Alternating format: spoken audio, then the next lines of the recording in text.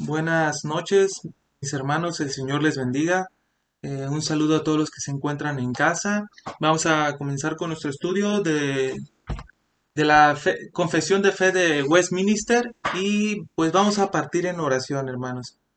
Padre Señor, te damos muchas gracias por este privilegio que nos permites a todos nuestros hermanos y yo presente ante todo, Señor, poder gozarnos, de poder ver, Señor, a través de la historia, cómo la iglesia va teniendo esa batalla, Señor, y tú la mantienes firme y constante, Señor, con tu palabra, con tu verdad, con la guía de tu Espíritu Santo, Señor, y podemos llevar en nuestros corazones y en nuestra mente tu misericordia, tu guía y tu bondad.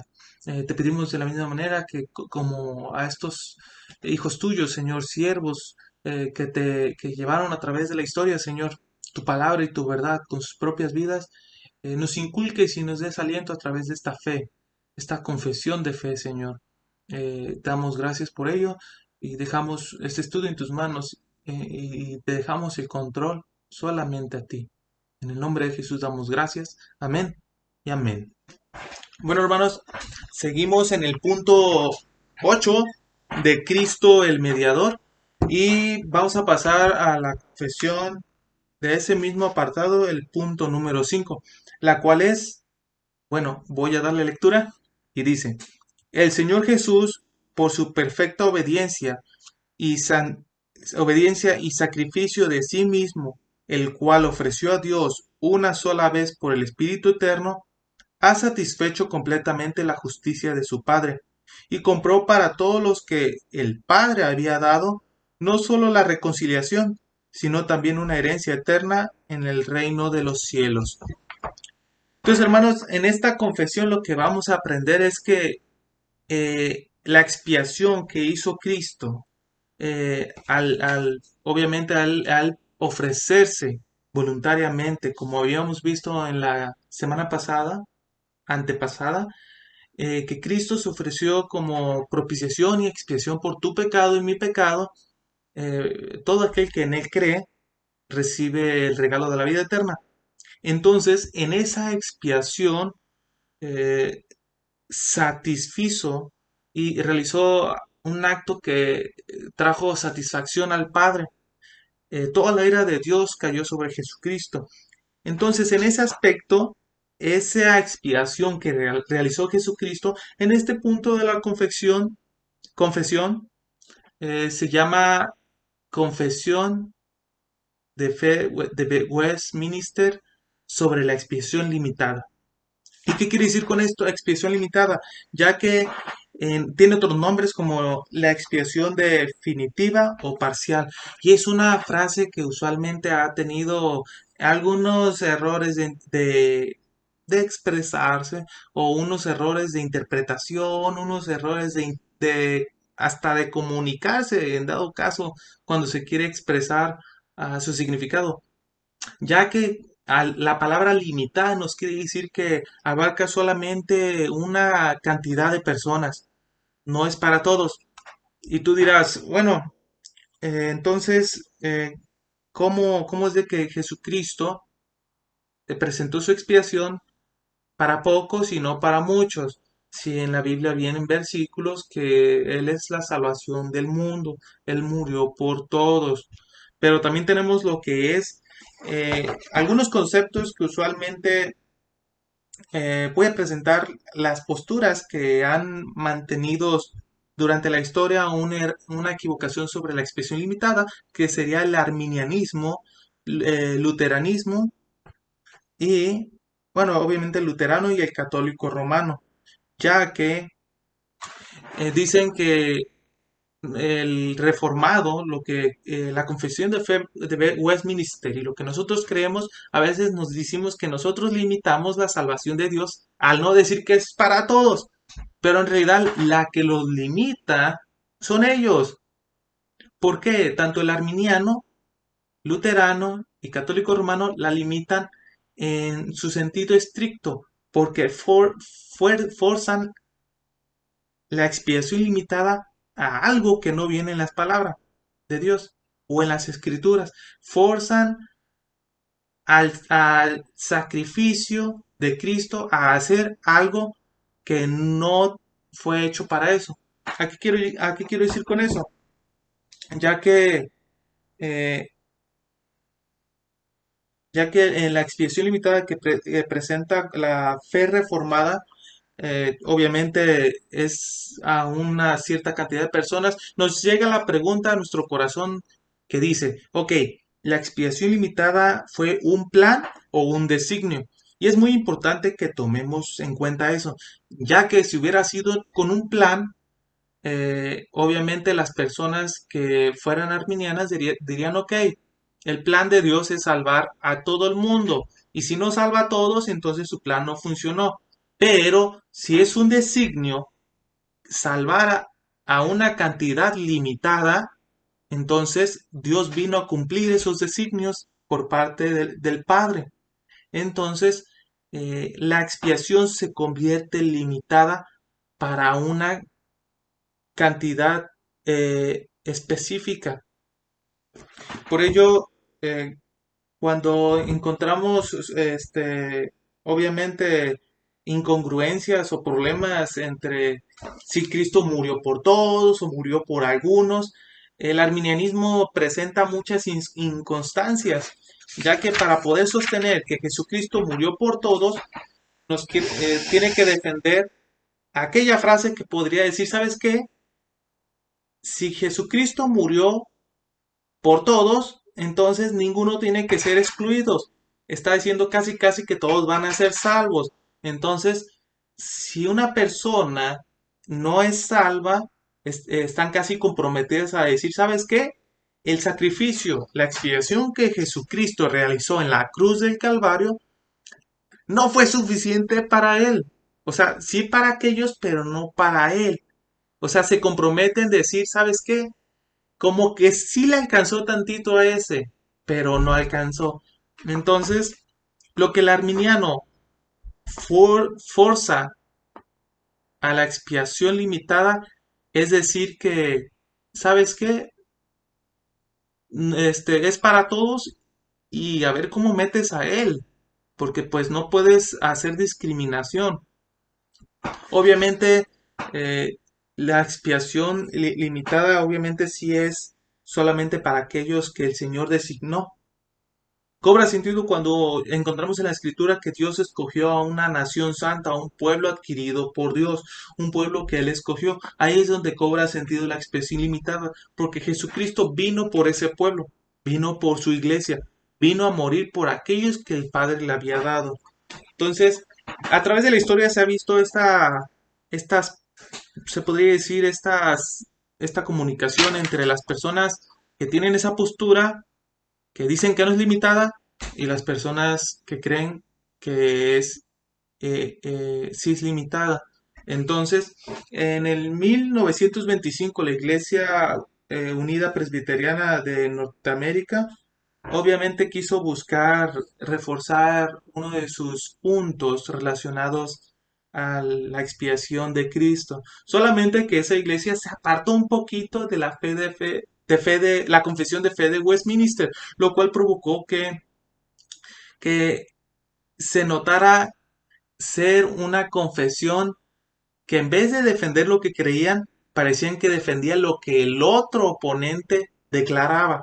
Casi, casi ellos se convertían en las personas a las cuales no querían convertirse.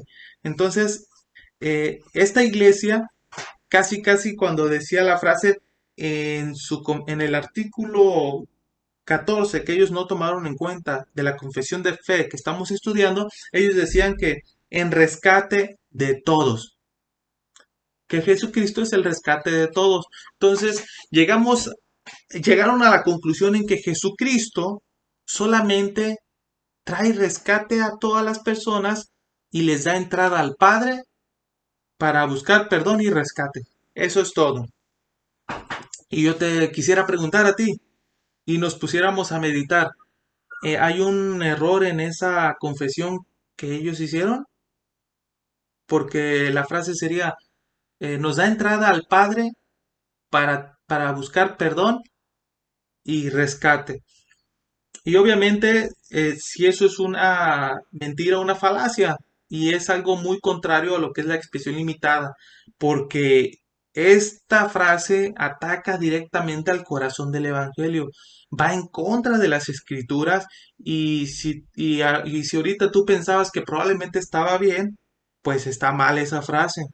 Es un error que la iglesia en 1925, esta iglesia cometió, ya que si solamente el creyente tiene acceso al Padre para buscar perdón y rescate por lo que hizo Cristo, o sea, Cristo murió para darte ese acceso, qué trágico, es terrible, porque si yo creo que Jesucristo murió para darme acceso a eso, es como yo siendo un pecador, yo una persona que merezco el infierno, una persona que estuvo en rebeldía con Dios, me presento con mi pecado, con mi inmundicia, delante de un Dios santo, airado, con todas las puertas abiertas para que Él me castigue, derrame su ira, me consuma y me destruya.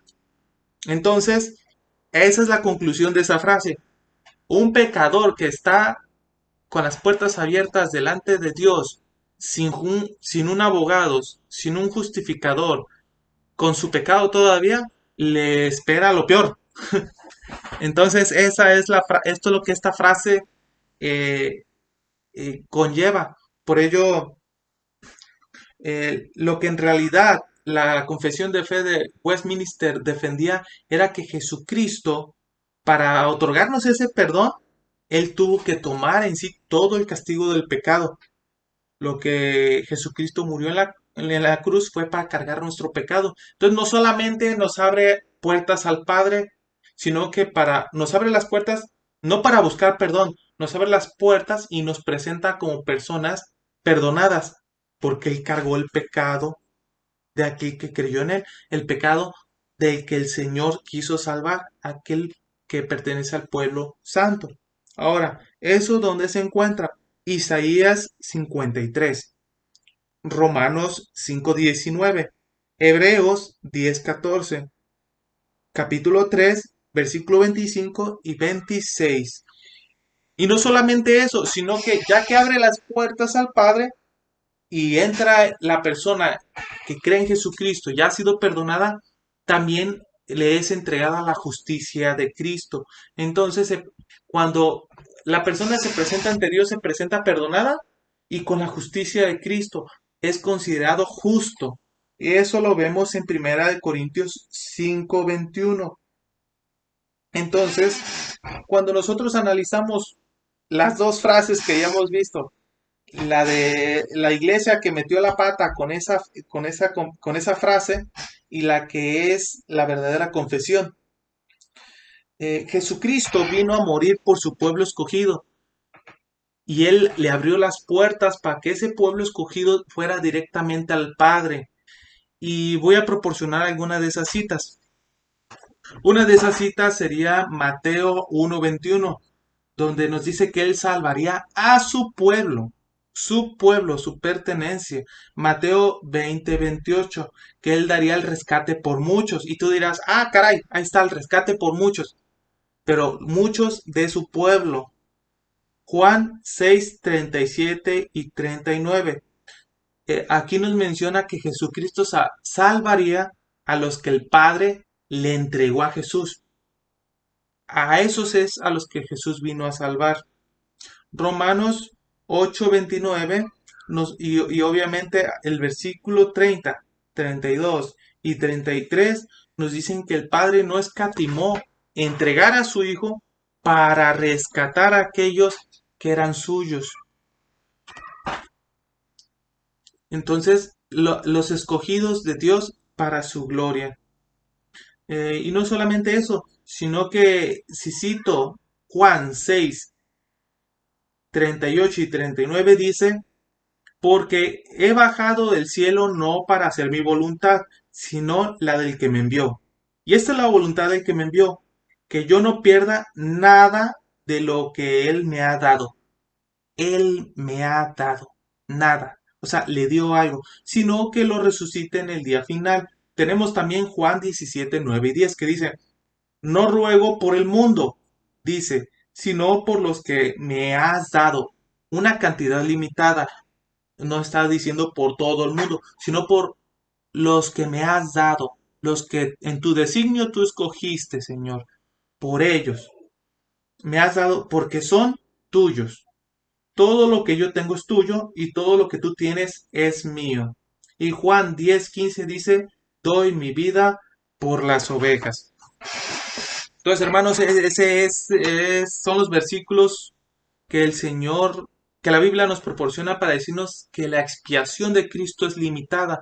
Y obviamente a través de la Escritura vas a encontrar palabras, oraciones con connotaciones universales, eh, haciendo mención a la universalidad de la expiación, pero con eso nos quiere decir que tiene sentido si las estudias y analizamos en su contexto.